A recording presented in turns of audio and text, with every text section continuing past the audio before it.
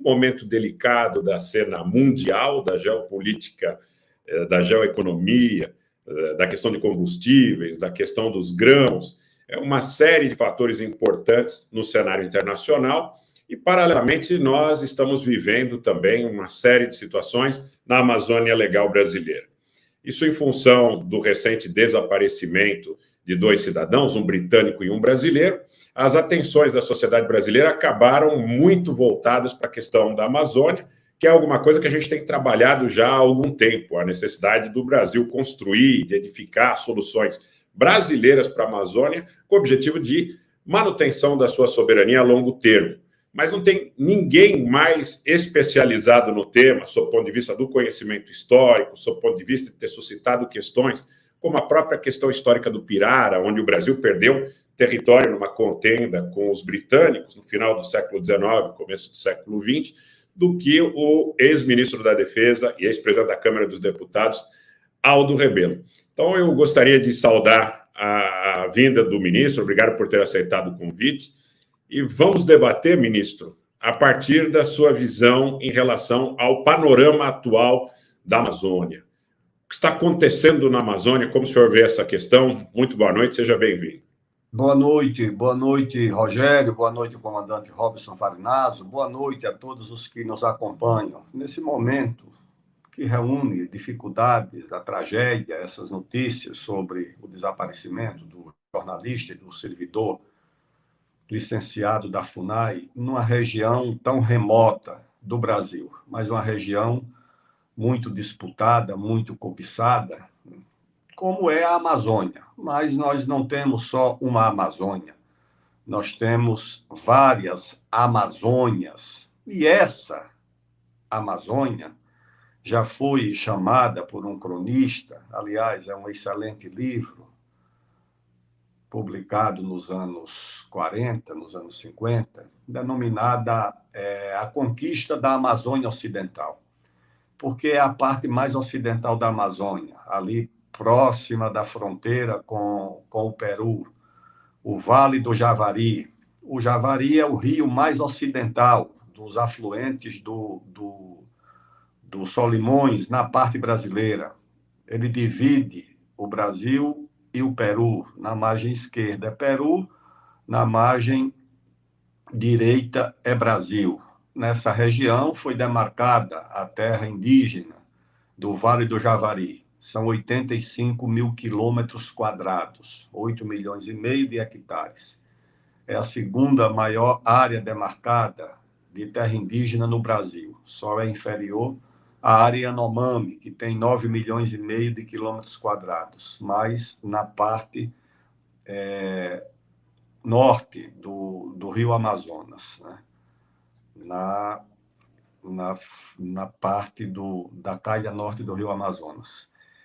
E essa região que foi visitada pelo Euclides da Cunha, que deixou ali os marcos da fronteira do Brasil com o Peru. Eu tive até a possibilidade de visitar esses marcos deixados pelo Euclides da Cunha, no começo do século passado.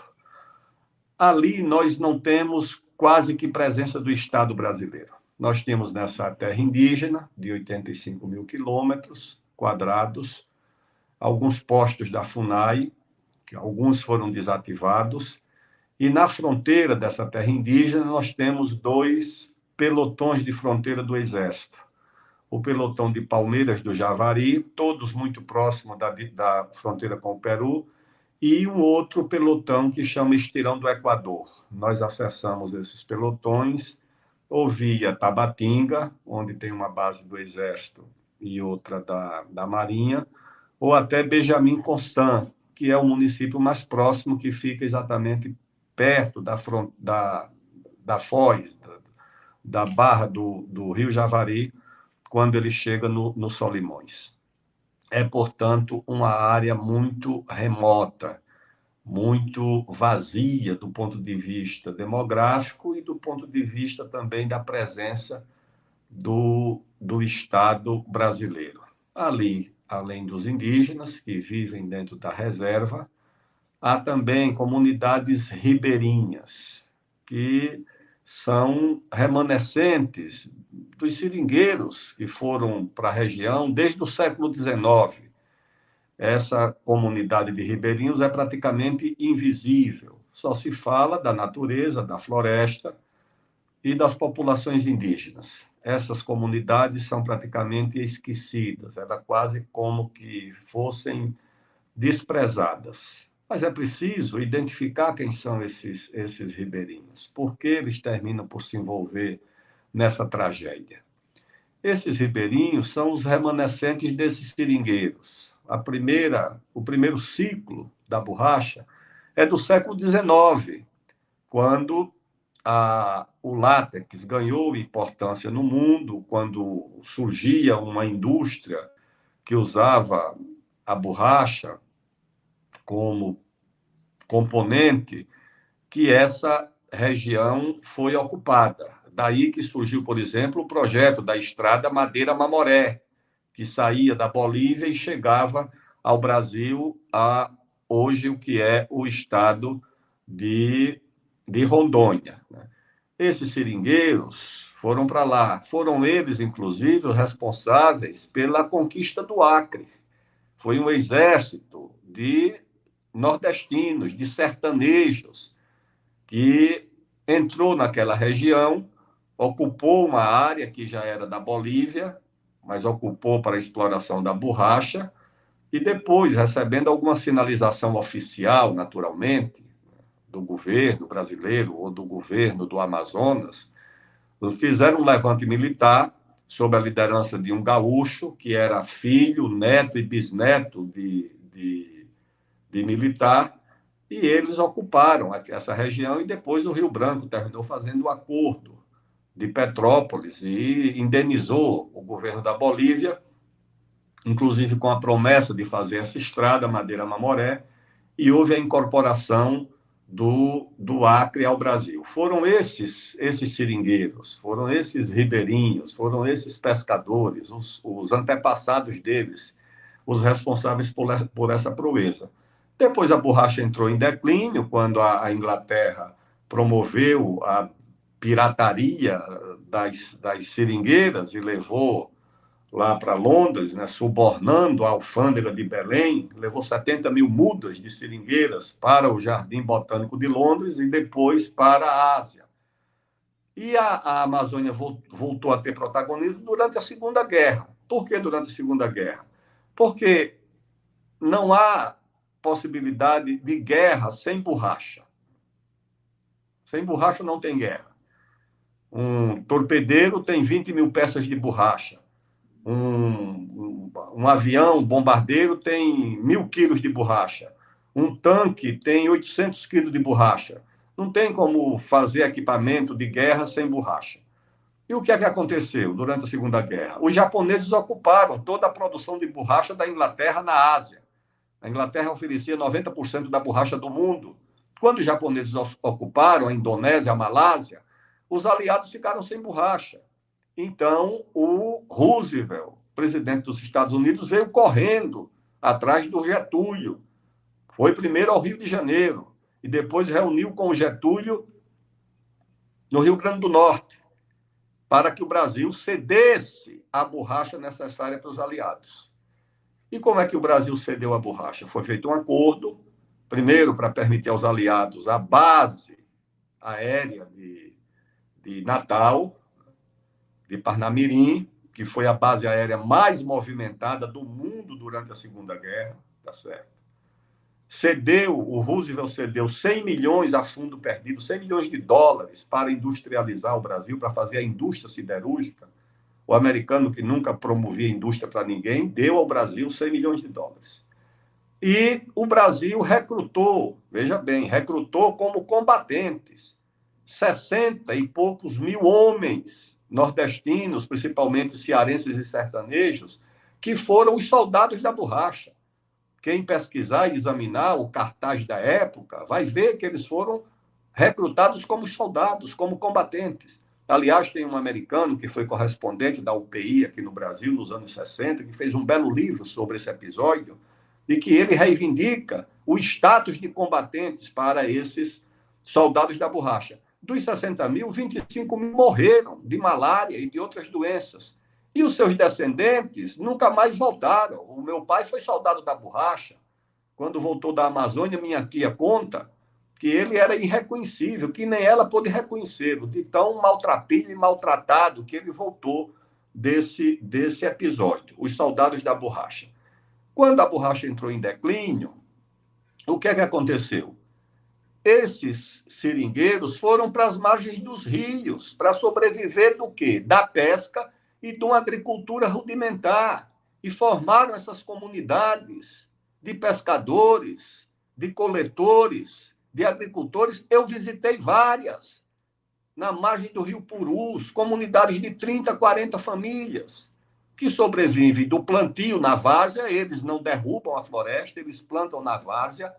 A Amazônia tem duas estações muito distintas, uma na cheia e uma na seca. Cada uma dura 6 meses. A da seca permite que haja uma lavoura, plantio de melancia, de mandioca, de girimum. E esses agricultores vivem disso. Ou da pesca. O que é que acontece?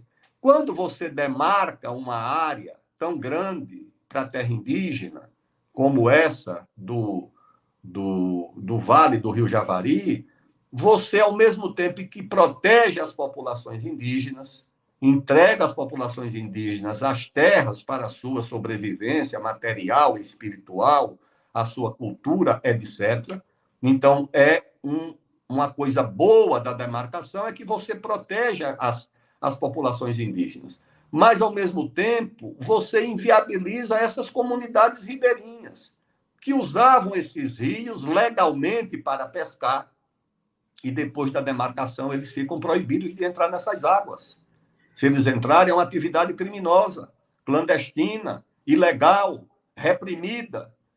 E aí havia esse conflito, porque essas comunidades viviam da pesca, do pirarucu, da coleta da ova, do tracajá, da tartaruga, e depois eles não puderam mais sobreviver a partir daí.